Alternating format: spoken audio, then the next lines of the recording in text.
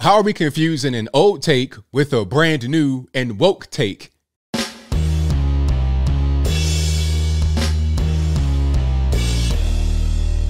How's everybody doing? My name is Anthony Brian Logan, and today I need to address some confusion as it relates to conservatives and the idea of compliance.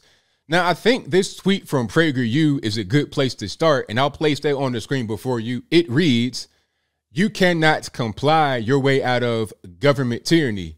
Now, a lot of left-leaning people, a lot of the BLM, hands up, don't shoot, I can't breathe types are seizing on that and saying, hey, you guys are hypocritical because 2 months ago you were saying something different.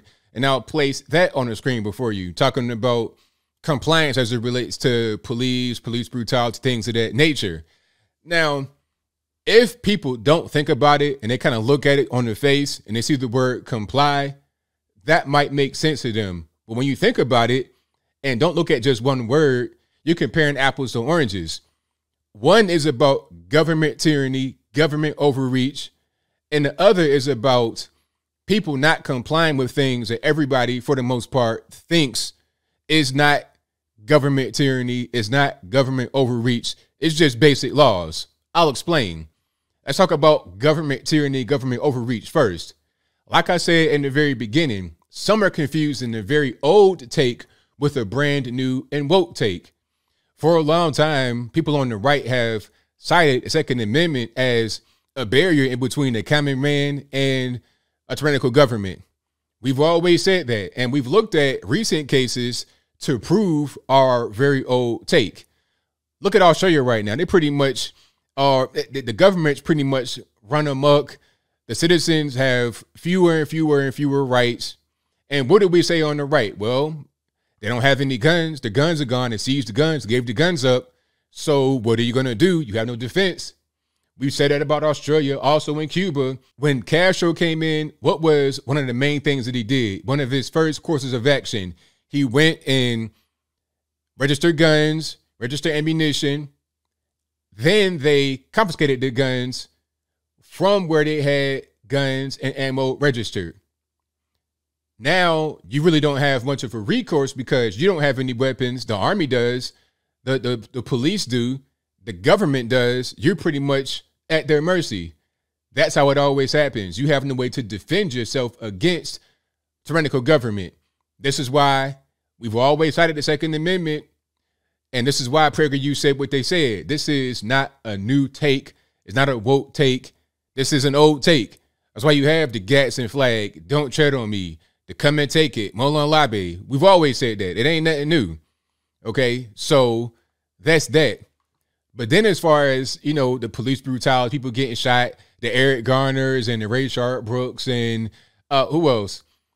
Michael Brown, George Floyd. There are general things that people say is fine. Prime example, if you're on the road driving drunk, right, and you get pulled over because you're a danger to not only yourself, but to everybody on the road, there have been plenty of accidents where innocent people got killed by a drunk driver. So if you get pulled over for that, and rather than just, you know, getting arrested, going to jail, you decide, you know what, I'm going to go ahead and speed off, and you get into a high-speed chase, and then you crash your car and kill somebody. Are you going to blame the police for chasing? You know, are you going to say that compliance wasn't right in that situation? Like, I'm having a hard time. Like, where is the argument in favor of the guy that was driving drunk and refused to comply with the police when they pulled him over? Okay, how about if you didn't beat some lady in the head with a pistol or something like that, and then you get arrested and you refuse to comply? Like, at a certain point, there's no real argument to make for these people that get arrested and refuse to comply. And they're trying to make it into a race thing. You know, the left and the BLM type people, they're trying to say, oh, well, black men, when they don't comply and they get shot, you guys want to support it. Nobody really cries a river for white guys that get shot and killed when they don't comply, when they resist for things that we all say they shouldn't be doing. Okay, you want to smoke crack in the school zone or something like that. Imagine the teacher did a Hunter Biden right in the classroom in front of kids, and then the police get there and arrest him. He wants to resist. Are you going to say that that was wrong, that he got beat up or softened up or shot or whatever for resisting in that situation?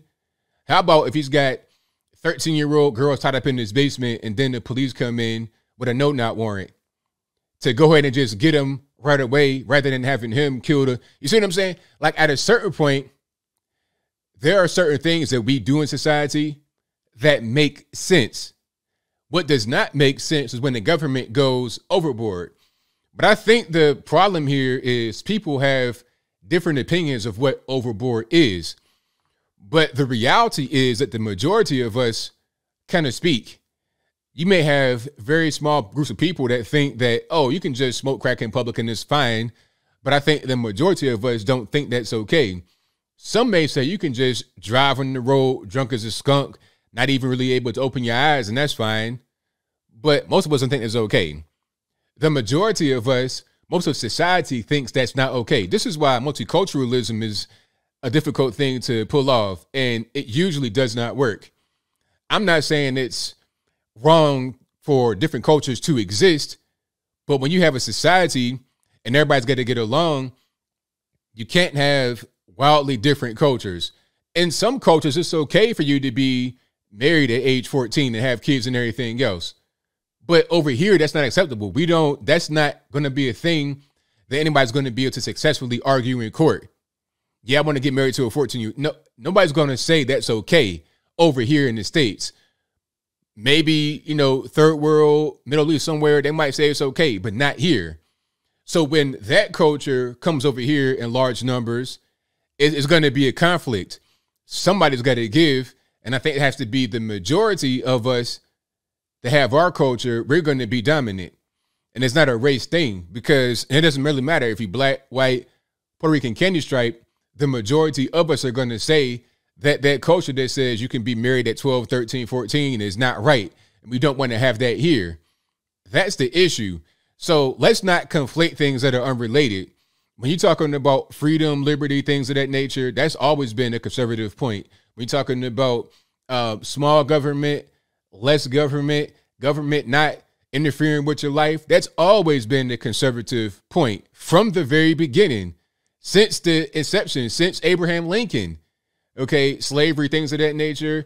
And then also once you get into segregation, that was also government mandated. Government needs to get out of our lives and not be so overbearing. When you're talking about mandatory shots, mandatory masks, mandatory lockdowns, killing the economy, spending a bunch of money, that is tyrannical government destroying all of our lives. It doesn't matter if you left, right, or whatever, black or white, it's irrelevant. It's going to hurt all of us.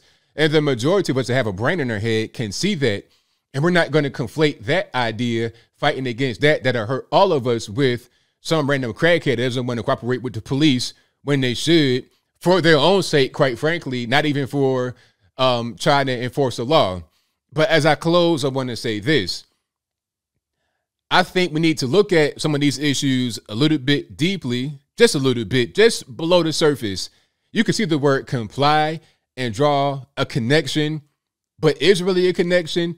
Think about it for a moment, then give your take. But I think I'll leave that right there for now. And what say you? Do you think the idea of not complying with a tyrannical government, talking about you got to get a mandatory shot, mandatory mask, lockdown, don't leave your house, is that the equivalent of saying, hey, Mr. Drunken high guy, don't bring your knife out and slash some lady in the head, and if you do that, you got to get arrested and don't resist? I mean, let's not conflate unrelated issues. Let's look at one issue for what it is and a different one for what it is. But am I right about that, wrong about that? Whatever your thoughts on that are, let me know in the comments below. You guys pretty much know where I stand. I mean, I'm just saying, let's use our brains for a moment. Think about things for just an instance, rather than just having it be a political weapon that's used without any kind of thought process put behind it. Even if it'll help my case become more solid, I'm not going to give a nonsense argument. I'll think about it for a minute. I'll provide you with sources and everything else. And it'll be a thing that nobody can really deny if they're being honest. That's how I always operate. But whatever your thoughts are, please let me know in the comments below. And that's all I got to say for this video. If you like what you heard, please comment, rate, share, and subscribe. Peace.